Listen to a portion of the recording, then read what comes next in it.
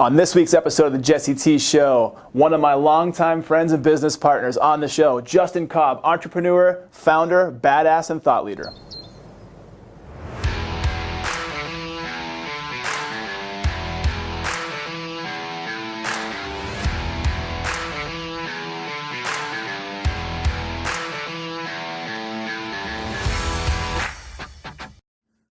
Justin, welcome on the show. Thanks for having me, Justin. Hey, it's great to have you, man. You have an incredible story. You and I connected years ago, and I want you to share your story because you've gone around the world and built organizations and led an incredible life, almost kind of like James Bond, international man of mystery. So I wanted to get your story out there for those that haven't heard, haven't seen it, and share you with the world. So appreciate it. Yeah. I think what you're doing here is great. Yeah, I appreciate that, man. We just want to help entrepreneurs and people that are building something. Yeah. We want to give them a fast track to get to where they want to be by helping them. And we didn't have that. No, we didn't. Up, yeah. We had to. So if you want to tell the world kind of your business background and where you started, and kind of go from there. Yeah. So I started my business doing door-to-door sales in Boston, and I graduated college.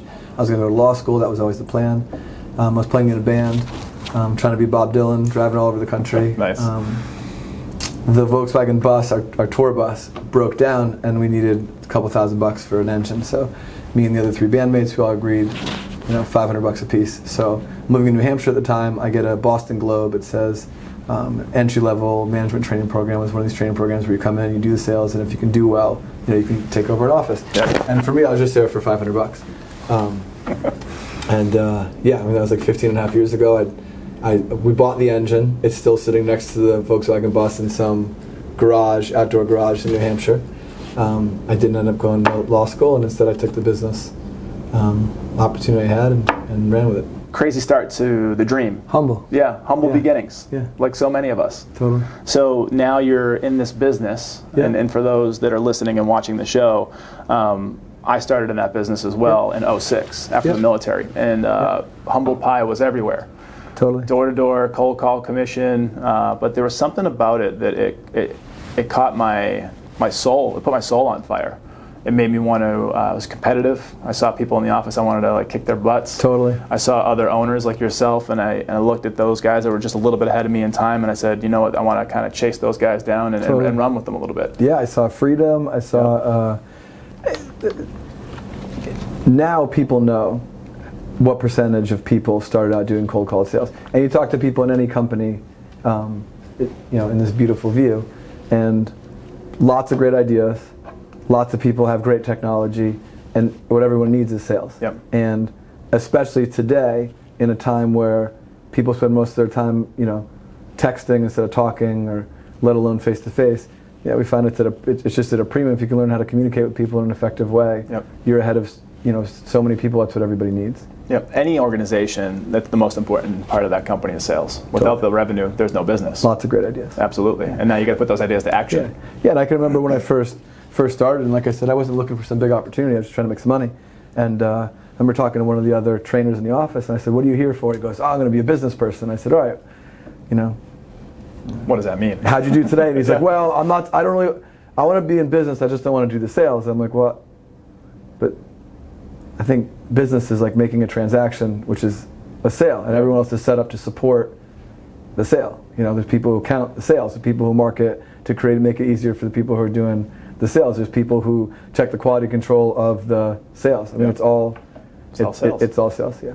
So you started in Boston in this business where, for those that don't know much about it, going door to door, walking, some businesses were doing residential, some were doing business to business.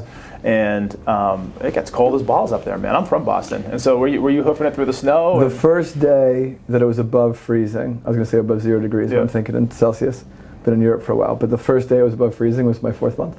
Nice. Hey, Boston's so far east in the time zone. It's dark at like 3:30, right? It's super dark. I started November 2nd. Yeah. I remember one day there was so much snow, and not everybody had shoveled. So at one point I'm actually stood on top of the snow, having to knock down on the door. Yeah.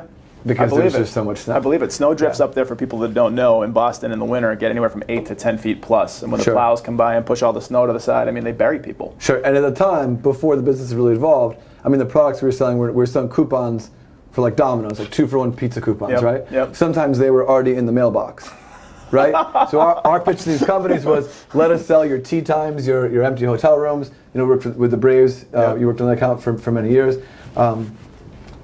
But oftentimes they were already giving these discounts away. Yep. And you were selling them for a fee versus giving them away. 100%. So what do you think it was, and I know this, but I want you to share it. What do you think it was that separated our salespeople and yourself to be able to do that, where someone's getting something for free or you can sell it for a fee? Like how were you able to do that? Was it the attitude? Was it the work ethic? What do you think it was? It all comes down to incentive and sharing. So if you look at all the big tech companies, right?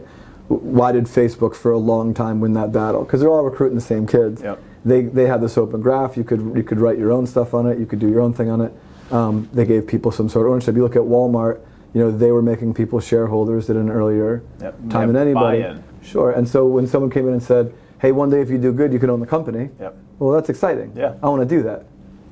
If you do really well, you can make me a lot more money. That's most people's model. Right. So I think a lot of it comes down to incentive. And what these companies, and of course over time, now we work with the largest companies in the world, and what they unequivocally say is, it's amazing how you get these really intelligent, motivated, ambitious, educated, you know, in some cases very good resume. We just had a guy who retired from AT&T, now he's in the field with us, you know. It's incredible. Yeah. They see the opportunity. I say he retired. That's actually not true. What happened was he was 2.5. He worked there for 19 and a half years. Okay. 19 years, 9 months, I think it was. He was 2.5 months away from his retirement, which would have paid him a couple million over the next 20 years. And what do you think they did? Cut him. Yeah, they cut him off. There's no job security. 100%. Unless you work for yourself. But it's all incentive. You can't really, you know, it's a moral question, I guess, blame the company, but It happens more frequently than everyone's operating in their own self-interest. And so, you know, I walked in a place where my self-interest could be fulfilled. What I wanted to do could be fulfilled if I did well there. It's to kind of control your own destiny. Yeah. That's what I wanted too. I wanted someone laid an opportunity in front of me, and it attracted me with the entry-level sports marketing, make $600 a week, whatever the ad said. Sure. And when I got in there, the environment was infectious. I mean, people were excited to be there. Totally. There was no chairs. People were drinking energy drinks. Atmosphere. Fired up. And I think that being young, and you could be any age, but like I was looking for something more. I was looking for a change. Totally. And it changed my whole career. You know what I've learned is that, first of all, it felt unique to me because it was different than the other jobs I'd had. Yep. And it was different than what mom and dad did, right? Yep. It's not that unique. This concept of have lots of energy, let's get excited, let's get motivated. Yep. And as we're talking about with all the public speaking and all the motivational speakers, and everyone's a guru these days. That's right. With you know, that is coming to the forefront more and more and more and more. But the top places, like, you know, when Sam Walton was building his company, and he had, I think, 9 Walmarts, and it was out of Bentonville, he would take his car every morning and he would go and show up at a Walmart, and he'd call off like their version, like the high rollers. He'd talk about who did well, he'd give high fives, and he ran what we would now call like a morning meeting. Yeah. You know, if you've never seen it before, it's foreign, which is, I think, the way we both felt, where it was like, this feels right. You know, and from, I think, that moment where you catch that bug, I think it's very difficult to go back to working for anybody else. It is so hard to go back, and I went through that journey myself. I went from running the business, putting out a few outside deals, which basically means I had franchisees that I put out into the world, and they went out and they had their own businesses. And when I left that business, and for those that know my story, we had a loss in our family that made us kind of step back and go back to corporate and get away from the business, so to speak. I was on a wayward path for a while. I did well with I think what you guys have done with charity is awesome, by the way. What's that? I said your charity. Oh, thank you. I didn't. Okay, yeah. So Alana's Angels is amazing. Thank you so much for saying that. Beautiful. But so with the getting into corporate after being a business owner for years, it was humble pie. Like it was you weren't making the money you wanted to make. You didn't have the control or the freedom of your destiny. And so I kept that carrot was always in front of me. And so after a few more years, I got back to it. So it was. That's the most important word, is control. Yeah. You know, and if you, and I think people know this now. You know, many people who are now getting their first job, or they're in their second career, or they're in their 20s and 30s, they came of age during that crisis. Yep. The crisis. Yep. And they are the first generation that understand that if you don't own it, you don't have shit. Right. And no matter how great you are at your job, if you're not the person making decisions. And I think that there's a time where you go, that was a quote by Serena Williams the other day, where she said, I don't gamble, but every day I make a bet on myself. Yeah. And the ability to do that for the right person, when that gets turned on, like when that switch, when that, you can't put it back in its box. You can't put the genie back in the bottle. Yeah. You have to keep chasing that dream. If not, you die inside a little bit. Yeah. Yeah. And I got fat and lazy for a while, and I lost that field hustle, so to speak. But then I got it back, and now we're off to the races, which is really good. Yeah. Now, even inside that journey, that can happen too. So, you know, I opened up a couple of offices. I'm here in Atlanta. That's where we met. Opened up a bunch of offices all over the South. Yep. And then I got an opportunity to go to England. And the pitch was, you go over to England. We only have 15 offices there. We can expand all across Europe. And I never had a passport before. I'd never been out of the country other than like Canada when I was 19 or whatever. Sure. Go up to the party a little bit, probably. Totally. And so it was. But when you go, you got to go back and do the training program all over again. Yeah. So I was like driving a Porsche. Life was really good. I was like 26 years old. I made more money than anyone I knew my age.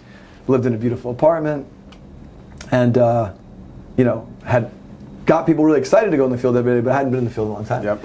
And so I remember talking to one of my mentors at the time when I decided I'm going to make this, you know, short-term sacrifice. We're going to do it, and I said, give me some advice. And he said, you've probably lost your edge and you don't even realize that. I said, what do you mean? He said, do something that normally you'd have a killer instinct at and see how it goes. Like go in the field. So I wasn't ready to do that, so instead I went to the gym. I don't know. I went to the gym, and I hadn't gone to the gym, and I wrestled in college. Throw out some Rocky music or something. Totally. And was like, okay, I'm gonna do 5K. I'm gonna do 30 minutes or whatever. Yep. And I lasted like 10. Yep. And then I just said, whatever. You didn't have that edge. I didn't have the edge, and it's happened I think 3 different times in my career. There was a time where I first got promoted to like assistant owner, which would be now I'm learning the office side, learn to take over the business, and I'm not going to be in the field so much. So it was I'd been in the field. Residential door-to-door sales for just over a year, like day over a year. Then I hadn't been in the field for 10 days, and so I went back in the field the Saturday with this kid, Andrew, and I didn't have the same mental preparation. I didn't have the same edge, and I went out there and I got obliterated. I mean, no one wanted to talk to me. And I'm sitting there going, "Do you know who I am? Like, I'm really good at this." And that was the moment where I realized that even within success, if you're comfortable, comfort's a killer. Yep. And so absolutely.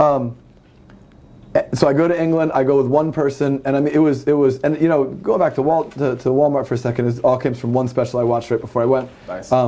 You know, he got up to it was I think 7 or 9 locations, and he realized he needed to undercut Woolworth's prices. Okay. In order to put a bunch of them out of business. Throwing a blast from the past with Woolworths. Yeah. 5 and dime. They're still in like Australia actually. Right. Our guy's working in Australia. Okay.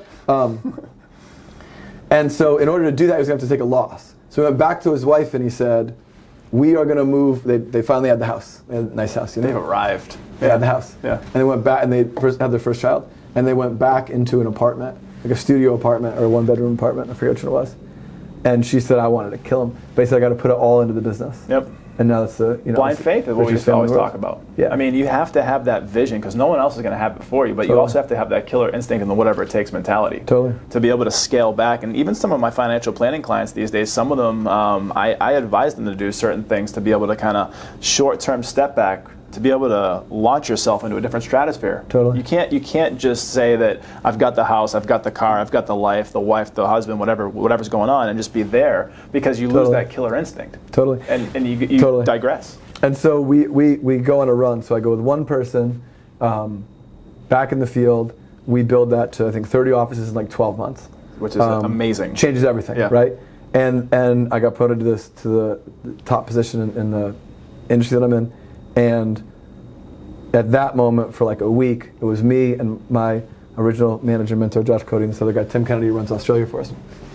And we all lived in London. And we were all, pretty broke the year before that. Like went all in, spent all the money that we had and invested it. Just back in the business, double down. And then all of a sudden, like we reached it again. Like we had the figurative house. Yep. And so for that week, we went to a lot of clubs, we had a lot of fun. And then I woke up 7 days later and I was like, have I achieved everything I want to achieve? And the answer was no. Yep. And so how do I put myself out of my comfort zone again? How to do something totally uncomfortable?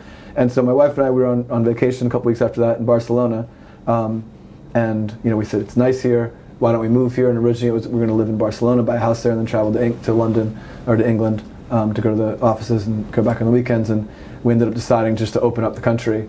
So moved to Spain, didn't speak any Spanish, brought 5 people, none of us spoke Spanish, opened up 36 companies there in just over a year and a half. And this is like at the height of the crisis, right? Right. We used that to open up Portugal, we used that to open up Italy and Poland and South America. The world's markets were in shambles. I mean, 40% in most cases is what went after the '08 housing crisis. Spain had a 60% youth unemployment rate. Isn't that incredible? Yeah. And so you're out there for those that need a little more context, because this is incredible. To go out and start a new business, number one, is a daunting effort for most people. Most people. To have it succeed is another thing. But to go out and start a business that's predicated on discretionary income, right? Totally. Give people some more context, what we were doing back in the day is almost akin to what Groupon was doing, but we were doing it kind of like door to door. Discounts for sporting events, massages, golf course packages. And the first thing to go when the housing market crashed was people spending money on those things. So here's how we adjusted. So what we did was then we said, okay, people need to save money. So then we signed all the energy companies and all the telco companies, and we were able to offer that. And what was happening in Europe is they were deregulating. For the first time, people were able to switch their energy providers. Before then, it was the national company. Yep. And so we opened up Poland. At one point, out of the first 50,000 people who had switched their energy provider, right, and the competition creates lower prices, we were 61% of the first 50,000 switches in the country of Poland. Wow. Yeah. Wow. So you saw a need. You pivoted. Yes, we were in the entertainment and fun business, but then you pivoted and saw a real need to how can we actually help consumers that are going through a tough time? Yeah, also, charity industry, we raised over $1 billion for charities. And that started with these charities during the crisis were having a hard time getting their big donors, who were underwater on a million different investments and whatever. They weren't getting the big endowments that they were getting before, and so we said, why don't we take $1 off people, but do it for a long period of time so the average person can afford it? Yep. And we took that model into 17 countries and raised over $1 billion so far. Congratulations. Right now, thank you. Now, at one point in Spain, the economy was so bad that we said, I don't think we should be raising money for charity. It's tough to get. The attrition was too much. People were falling off.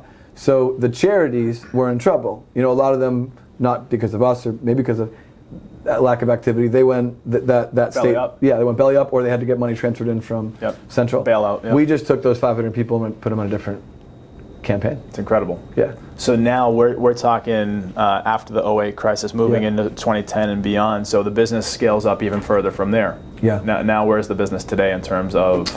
Yeah, we have hundreds of offices. We've got thousands and thousands of people. We're in England, Ireland, Scotland, Northern Ireland, we're in Wales, Spain, Italy, Poland, Portugal, Brazil, Colombia. And America, what is Canada. Your involvement? And that's a world. So I spend almost all my time doing 2 things now. Number one is looking for new opportunities and helping that. We're working with a social media company called Webware, which does websites and social media strategy for companies. Okay. We're looking at different companies to invest in. We bought a company called moneyexpert.com. It's a website like an aggregator, like comparethemarket.com. Yep. Over in the UK, we're bringing it over here. In 4 months, it'll be live. You can check it out on financeguru.com. Okay.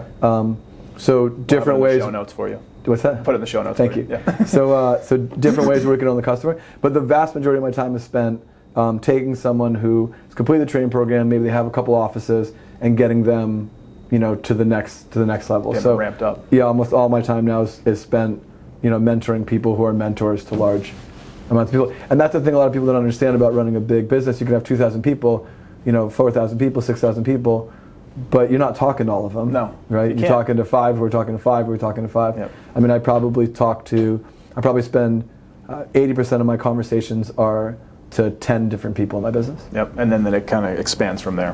Being able to go from cold Boston, slushy, snowy, freezing temperature days, knocking on very visceral what you're doing right now. Yeah. Right? Knocking. You got a jacket? Right? Knocking on doors, cold calling as a young kid in a new career who just, wanted to play music. Can I interrupt? So hold on. But, it was cold, and but when you're doing something right, you don't fucking feel it. You don't care. You don't care. You don't care. You don't care at all. I was running through the field in Atlanta, literally running. I would run through the field, soaking wet, sweating. Yeah, next person faster. It's the only logical thing to do. I was jumping fences. Yeah, you don't care. I was chasing. It's a badge of honor. Caught the fever. Let's go. Caught the fever. Yeah. But that's a good segue into the people that we're hiring today in my industry, financial planning. In your industry, dominating the world with sales, you have a target that you look for. You want to find people with a few different characteristics. Great, professionalism, great work ethic, great interpersonal skills, or what we used to call attitude in the business, but it's not always easy to find. And the field weeds those people out. You can teach most of it. Yeah, you can teach it, but they have to want to learn it.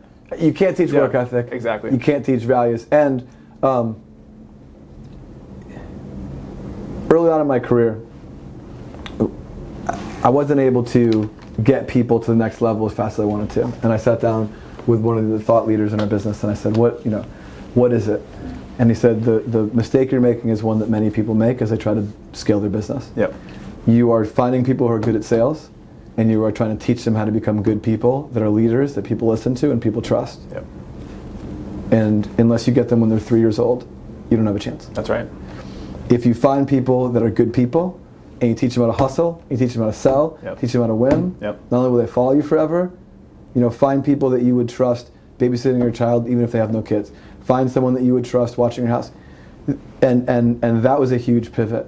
So now it was, I got to find people that have a desire, that they want more, teach them what to say, teach them the mentality behind it, And I think people are looking for the one. What's funny about sales is there's actually a heavy overlap between people that are good at sales and people who aren't great people. Yeah. I agree with that. It's dangerous. Yeah. You'd see that in the office. A lot of narcissists in sales. They don't really care about anything but themselves. 100%. And that doesn't work.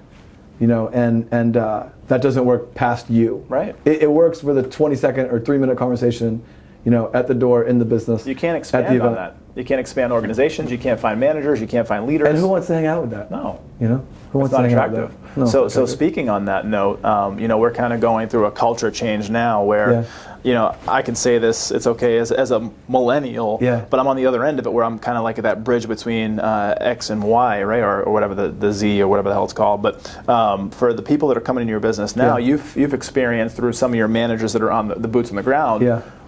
People are a little bit more entitled, maybe, or they don't really have the same kind of so how are you working around the human capital? So here's what I think it is. I think millennials are awesome. They're fired up. They want to do good things in the world. They also, and there's so many positive things. They're socially conscious. Very much. At the same time, they also come from a generation where they don't watch movies because they're too long. And they watch on the YouTube, and then the next one, the next one, the next one. And so what happens is that people aren't committing like they used to, as naturally. And there's this concept of a couple things, if it doesn't feel right all the time, then I'm not going to do it. Right. Which is why the divorce rate. I mean, there's just so many, If it's uncomfortable, they just kind of turn away. To most people. If it's uncomfortable, you should get in there. That's the way. That's when you know it's the right thing. You got a chance to learn. Yeah, you're gonna grow. It makes you grow. Because eventually you won't be comfortable, and they're less comfortable socially. Many people not, but they're trained less on these things because they interact with people less. It's a different way of interacting too. 100%. With the medium of social media and just YouTube University, people don't have to really engage with other people as much anymore. People break up with each other over text message. Yeah. I mean, it's just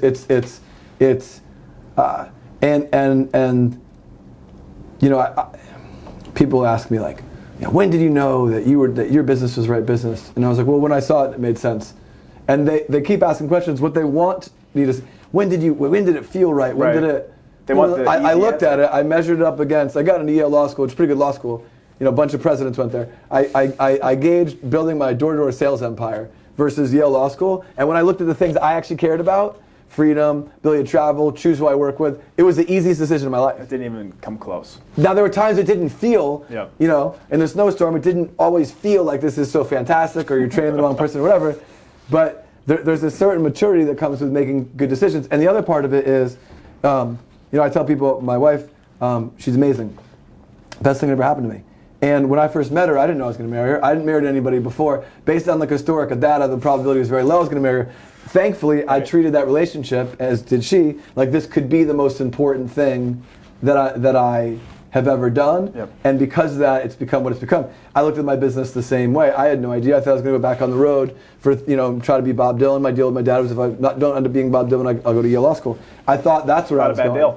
Not a bad deal. You win-win either way. I don't know, man. I went there for Yale Law School. I went and hung out there for a couple days. Yale, Bob Dylan. Yale, smoking joints, writing songs. I'd rather be Bob Dylan. He wouldn't fit in at Yale either, so it was a little bit of a weird mix. Right. But yeah, I mean, I think that the people that are going to, now the great thing is all these things create opportunity, creates a gap in the market. So for people that are looking for their thing, you gotta attack everything like it's your thing, because nothing. The first time I played Super Mario Brothers, this game sucks.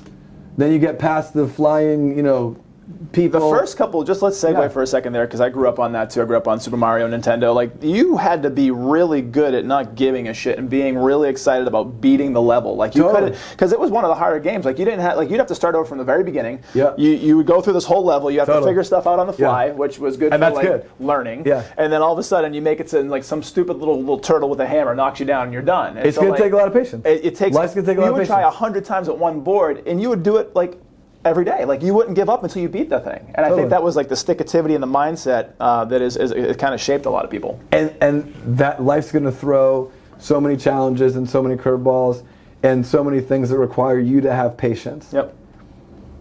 Or not give up. Totally. Ever, Totally. So now you talk about your wife a few times, who sounds lovely, amazing, great family that you've built. 2 kids, 1 on the way, number 3.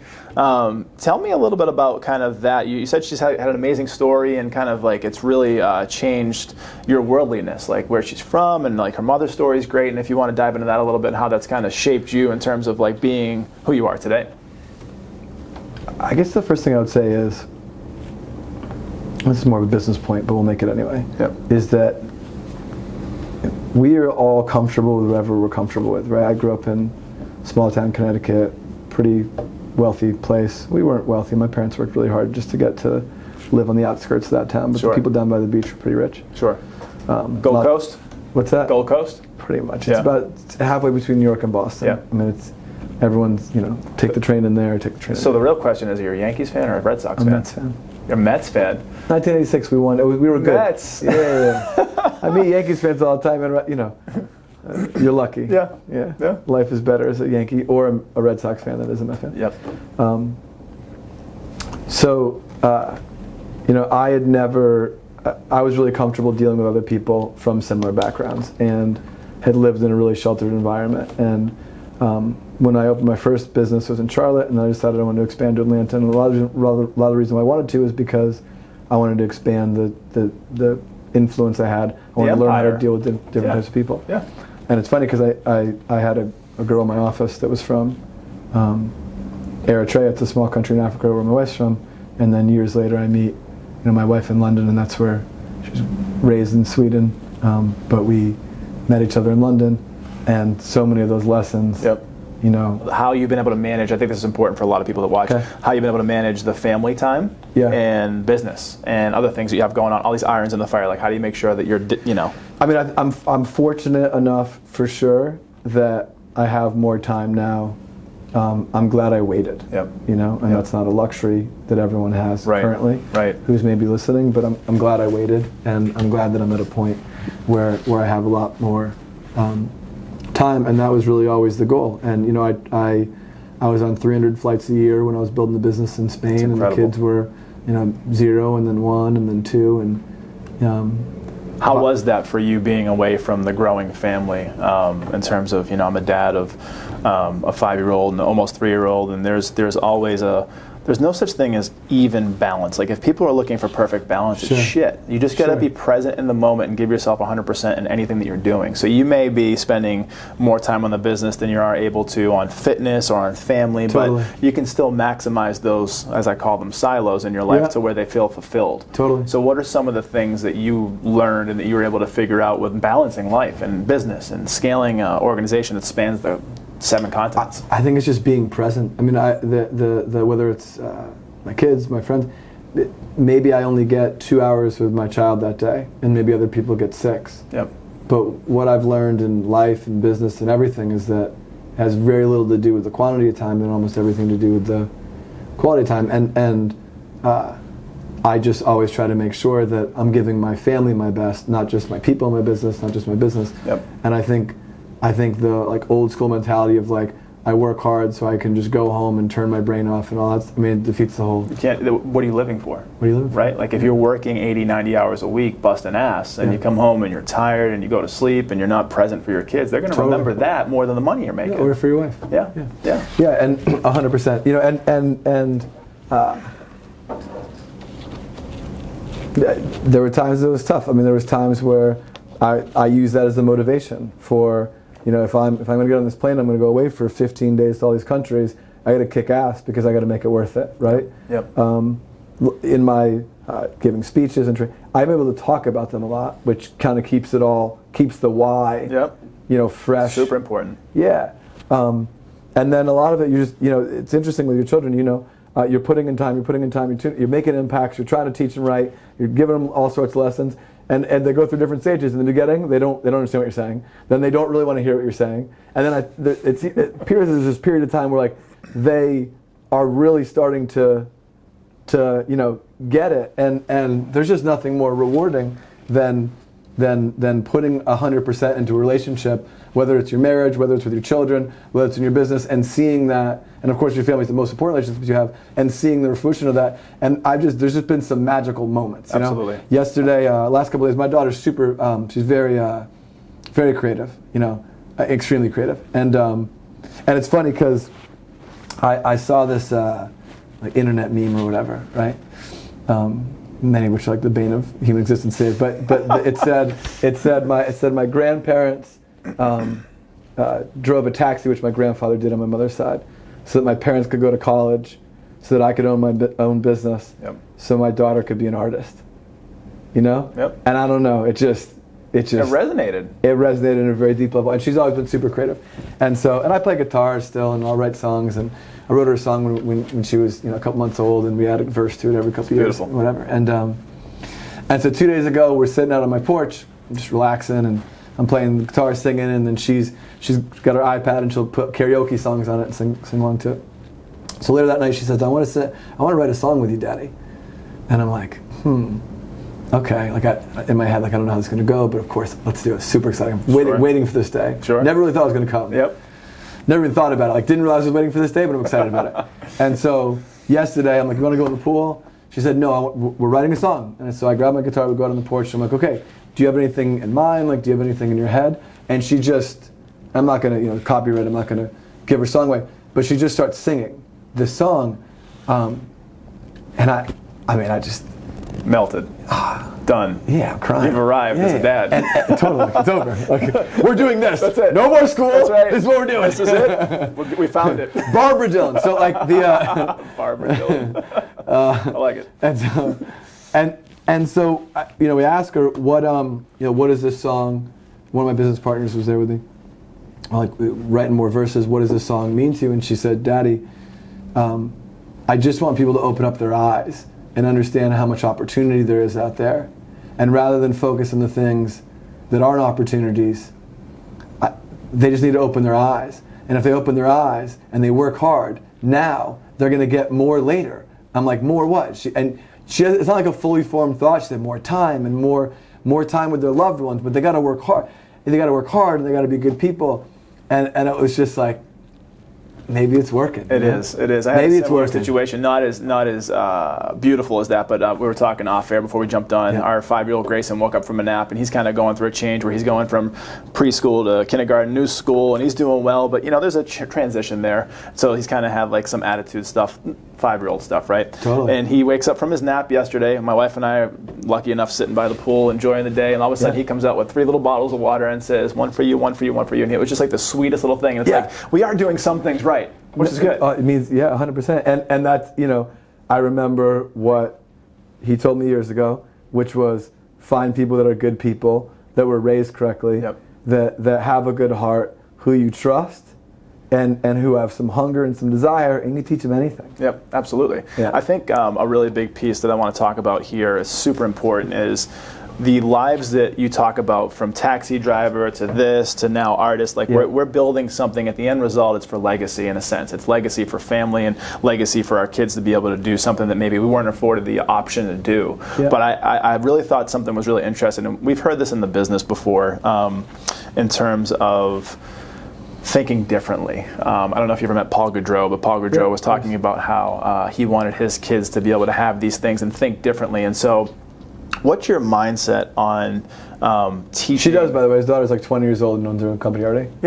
Yeah. So like you want to, like my goal for my kids, I didn't have the same life that they have. Thankfully, they have a great life, and I want them to be thankful for it and grateful and have a great work ethic. But I want them to have opportunities that they can explore and develop on. So what's your mindset on setting up that kind of future for your future generations and your kids? Like, what are you thinking about? Like, do you want them to? Because you said something really funny, tongue in cheek, like someone will be working for my kid doing this one day, kind of thing. And that's just the mindset that we think of business differently than most people is so different. Like, it's like I want my kids to have the opportunity to travel the world or run a business or impact people. What are your thoughts there? I'm starting to think that happens naturally. Yep. You know, the conversation we had 2 days ago was a result of some many years, but also some very specific conversations we've had over the last couple months as she got ready for the school she's in. And what I've been reflecting on today is just how influential. You know, I think back to so many different conversations. I can remember all those moments with my family, and then later my business life, my business parents, we'll call them. I can remember all those conversations, and I think it's understanding the responsibility of example, understanding the power of words, and making an impact, and then just showing love, and it's tough, right, with your kids because you don't see the results. I make a sale, I go to a door, hey, how are you? No, get out of here. Okay, that didn't work. Let me try it up. It's immediate. Totally. Yeah. Or you're working with someone in my business, I don't think you're right for the business. Go do something else, I'll give you a good recommendation. Or we're working with a campaign, we don't think it's the right campaign, we get another campaign. I mean, you can't do that with kids. That's right. It's the most important. And so I think it's good to be paranoid and afraid of that not going well. And I think that care and that desire is born out of the same thing that makes you want to do a podcast like this, that makes you care so much about, that makes you want to get back in great shape to be a great example. 100%. I remember my father quit smoking when I was 4 or 5, and I said, why did you quit smoking? He said, for your health. Yep. Well, later on in life, I started smoking because I wanted to be cool. It's the only reason why anyone starts smoking. Yep. And I quit because I knew I couldn't smoke when I had kids because my father quit for my health, and so I Set can't. the example. Totally. Yep. Totally. And I think as long as we're instilling, and this goes for anything, as long as we're instilling into people how important it is to care and do your best and try your hardest, I think it'll be fine. Yeah, I think it all works itself out for sure. So beautiful story about your daughter and being able to, through osmosis and your through, son as well. Yeah, Congratulations. Thank you so much. Appreciate that. Just things are working. We're going to keep them going down that right path. Hopefully, they keep surprising us, which I think they will. But for your son, I know that you've had to work around things like. For me, I'll just take a step back. Talking about what we want for our children, my wife and I. Looking at the landscape of how they're going to be raised and growing up. A big part of that is schooling, and a big part of that is what their education is going to look like inside and outside of an institution. And it's unfortunate the institution these days, especially specifically college and even some of the younger schoolings, they're just failing people. They're charging a ton of money for a piece of paper that people don't even use. They're training sheep. That's it. Yeah. And so they are. That's what they do. That's actually back during the Industrial Revolution and back during World War II. They were training people to work for other people. That whole come in at 7, leave at 3 or 4, have somebody standing in front of you. That was the assembly line. They had that was how they were training people. So that's so different now. Being entrepreneurs and being thought. And it's worked out so well that the average American is worth more money at 18 than they are at 65. Isn't that incredible? Because that's how well it's worked out. So everything's backwards. So what do you do? We are the leaders in mental illness. It's worked out so well. And pharmacy, companies, pharmaceutical companies have us by the balls because people want to pilfer everything. I mean, that's an entirely different. It's a whole other episode. Part 2. It could be a series. It could be. Yeah. It could be. So now, how are you? We talk about your daughter. What are you doing for your son to kind of prepare him? So he's fired up. I mean, he's an energetic, excited, passionate kid, and I was the same way. And at some point, long before I went to school, that became a bad thing, right? Because it's inconvenient. It's inconvenient because sit in your chair for 8 hours, as if anyone ever has to do that. it prepares you very well for working in a cubicle, which no problem if you're working Sitting's in a the new cubicle. smoking is what they're saying. So you want to stand up desk. Oh, that's cool. Yeah. Oh, that's really smart. Yeah. And so we look for schools that get that energy and motivation and excitement. That's it. Yep. That's it. Harness it. That's it. Harness it. If you're not good enough, next. Yep. If you're not good enough, next. If Yep. you're not good enough, next. Yep. If you're not good enough, next. And you know, there was a period of time when I was going through school where I was really, really eager. And then at some point, got a little boring, I got a little unfocused. The teachers were moving really slowly. In some areas, probably too quickly. Way. And I started talking to people next to me, and now all of a sudden I'm getting in trouble for talking. So now I'm like a troublemaker, even though I'm a nice kid. I think I was a nice kid. You were bored. I was bored. It wasn't moving quick enough. They weren't moving quick enough, or a lot of teachers weren't inspired themselves. You know, how inspirational are you? You're 26 of making 52 grand a year, and teachers are amazing. Yep. You know, that's why we get to find things where we're teachers. Yep. You know, we educate people. We don't get paid like teachers. Yep. We maybe don't get nights, weekends, and summers, but I don't think they do either. The good ones don't. The good ones are working all the time. When you love what you're doing, you don't want nights, weekends, and summers. That is 100% correct. Yeah. Yeah. Yeah, 100%. You're inspired. That's a really great point. And so we've actively tried to find things, programs that are challenging, schools that are challenging, Yep. and to say, hey, look, you do have to learn how to listen. You do have to learn how to do all these things, but your energy is everything. Absolutely. And we're going to learn how to harness that. And that's, you know, at 40, I mean, I work out every day. I haven't done less than 10,000 steps in a day in 2 years. Congratulations. Fitbit, or what are you rocking for You know, the it's steps? funny. I have an Apple Watch that I don't nice. even wear most of the time, but I keep it in my pocket. Just as a reminder. Sometimes I'll wear it if I'm in the pool. Gets really weird to get really conscious about like getting every step. Yeah. Especially pool season. What's that? When it's pool season, you want to get every step. Yeah. And you know what I found in my life is that you take that energy, and I think you found the same thing. You take that energy and you harness it into productive things and challenging things. You know, he'll sit down and do Legos for 6 hours. Yep. You know. Yep. Legos. We just built some pretty badass stuff the other day, my son and I, because he's coming home from school a little bit early. Alicia was out of town on a business trip for the week, and so I had to grab him from the bus, which is new for him. Grab him from the bus about 2:45.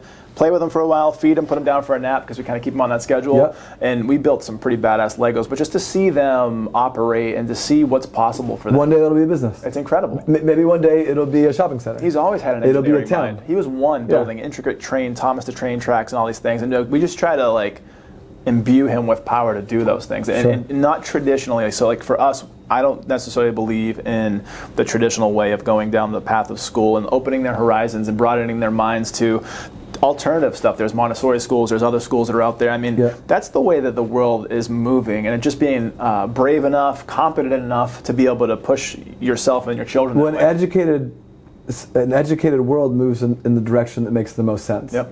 Right? Yep. You see this in everything. And as information, and there's more misinformation than ever before, but there's more positive information. A lot of fakes out there too, a lot of coaches out there. Totally. Yeah. But there's more of the good stuff too. Yep. And because of that, people are opening up their eyes, they're opening up their eyes, they're opening up their eyes.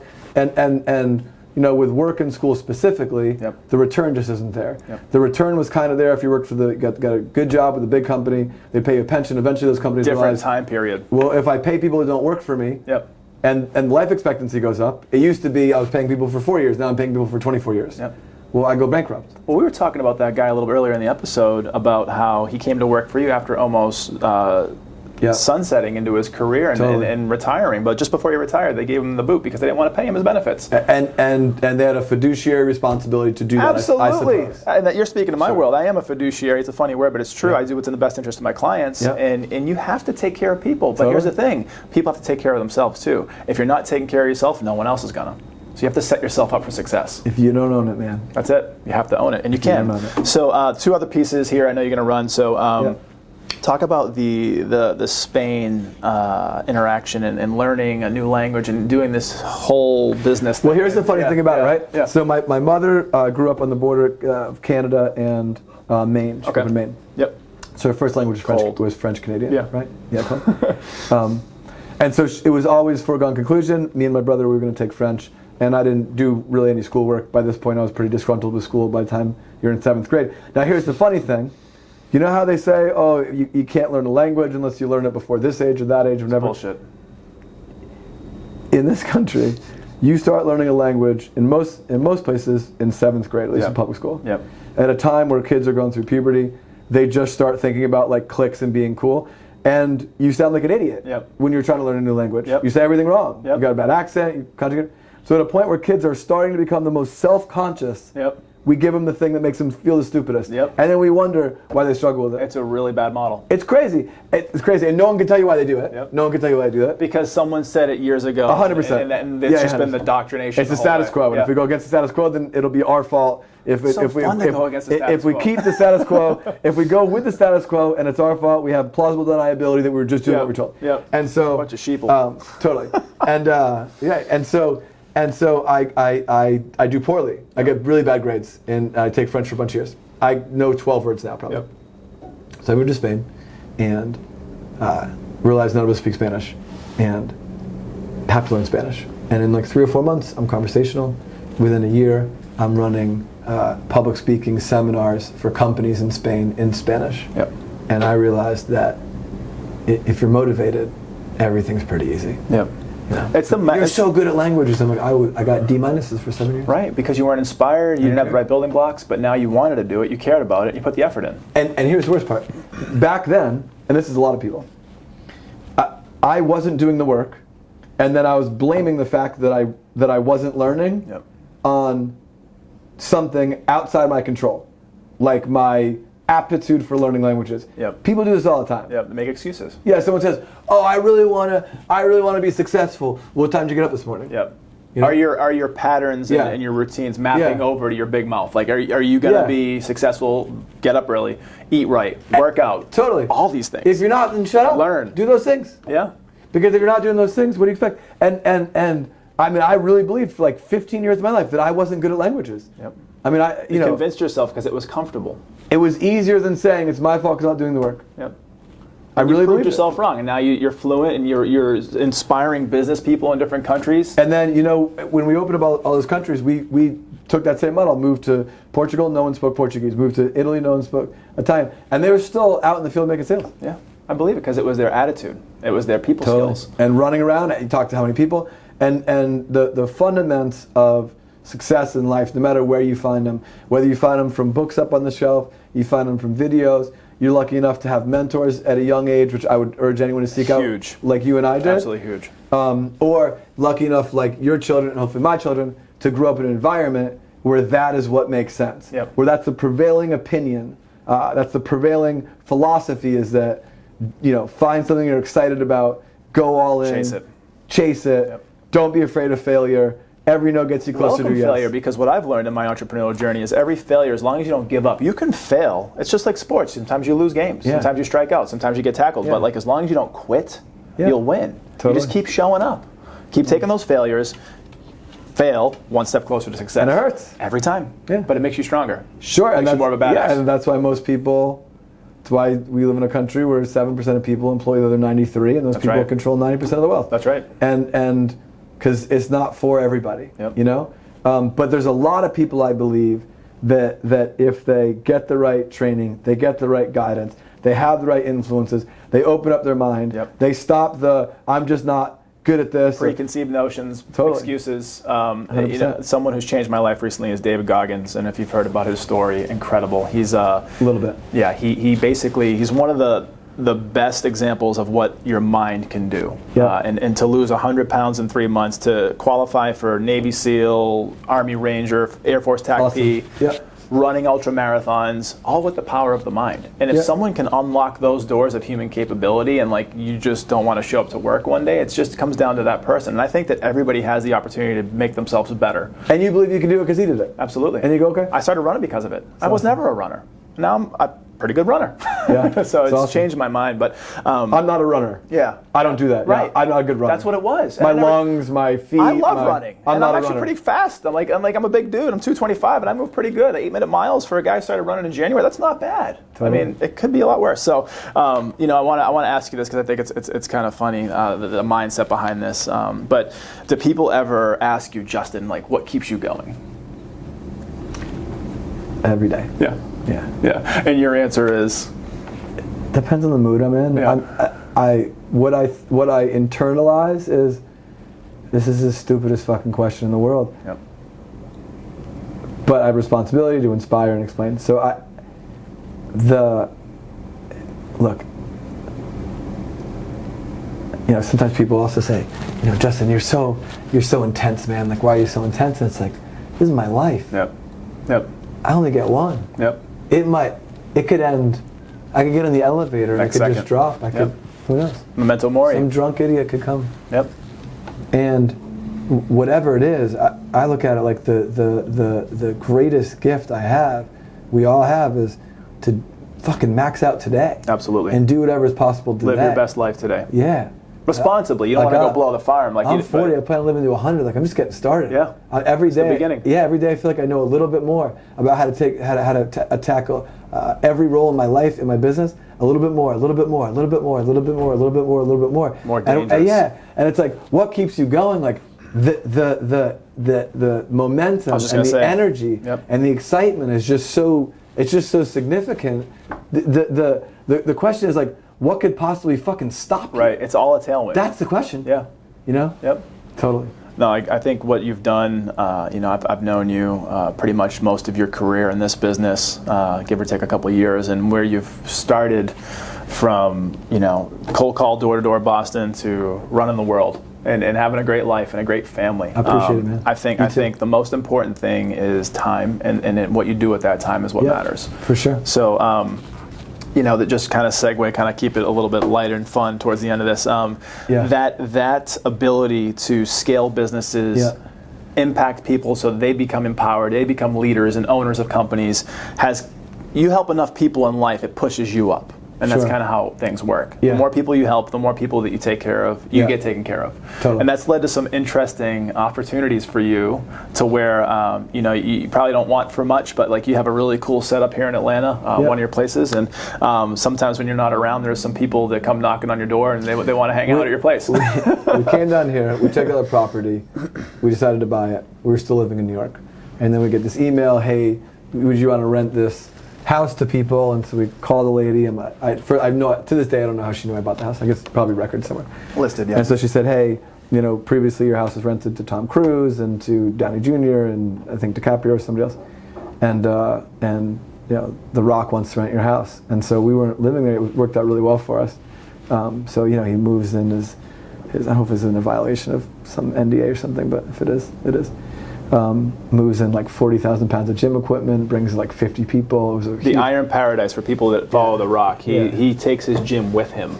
60,000 pounds of equipment, whatever it is. It's bizarre. And it was on your tennis court? Yeah. And then, just think about think about the belief. What happens if you didn't show up to that next day at your company and you had an ass ache and you didn't want to go call on people? I don't know where he would have stayed. Yeah. He wouldn't have, The Rock, because of you, Justin Cobb, The Rock wouldn't have had a nice place to stay in Atlanta. Totally. Because you didn't want to wake up one morning and go cold call in Boston. That's why I do what I do. That's exactly why you do it. All jokes aside, man, it's an honor to catch up with you. Pleasure to have you on the show. I think your story is incredible, and we just scratched the surface. So part one of many, and I would love to have you back on the show. Last thing I want to kind of get out there is if it benefits you or the people that you connect with in any way, where can people find you? Is it social media? Is it a website? How can they learn more about Justin Cobb? On Instagram it's The Morning Meeting. I think it's the_morning_ meeting. My website, Justin Cobb Academy. Yep. And there's a bunch of videos on YouTube. We really keep them internal. You know, I've gotten a lot of offers to do public speaking other places, but I'm at a point where I've worked hard enough where I want to spend more time with my family. It's the most important thing. But I love what you're doing, and I think it's amazing. Likewise. And I think that as much as people can spread the word and spread the gospel, and it must be so interesting for the people you get to meet. That's one of the coolest things. It's a really cool way for me to meet interesting people and get to really kind of see how the world operates and from different lenses and different perspectives. It's also a cool way to meet clients for my business, people they might introduce me to, and so it's really cool. So. And one day Grayson and your other boy. Yeah, William. Yeah. Will.